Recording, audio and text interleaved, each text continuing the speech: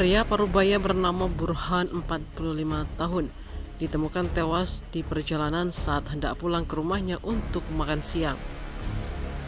Warga komplek Amin Mulia, Kecamatan Jakabaring, Palembang ini ditemukan meninggal di Jalan Gubernur Habastari, tepatnya di samping kantor Dekranasda Palembang pada Rabu sekitar pukul 12.30 waktu Indonesia Barat.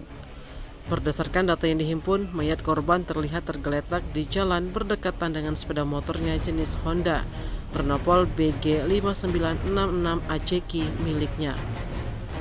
Saksi atas nama Ahmad Nawawi 55 tahun mengatakan dirinya sedang berkumpul bersama warga tak jauh dari tempat kejadian.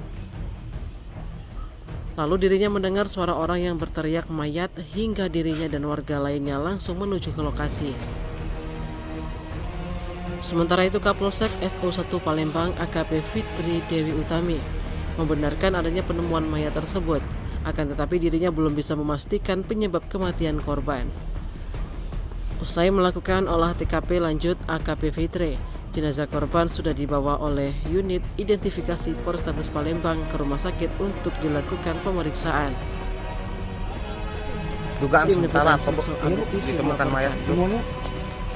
Tidak ada dugaan sementara, ini baru dibawa ke rumah sakit untuk diperiksa lebih lanjut sama keluarga korban. Jadi di sini cuma kita bawa dari Binafis, kemudian dibawa ke rumah sakit diikuti oleh keluarga korban. Jam berapa ditemukan tadi, Bu? Mungkin sekitar 30 menit yang lalu ya. Korban ini memang bermotor gue. Iya.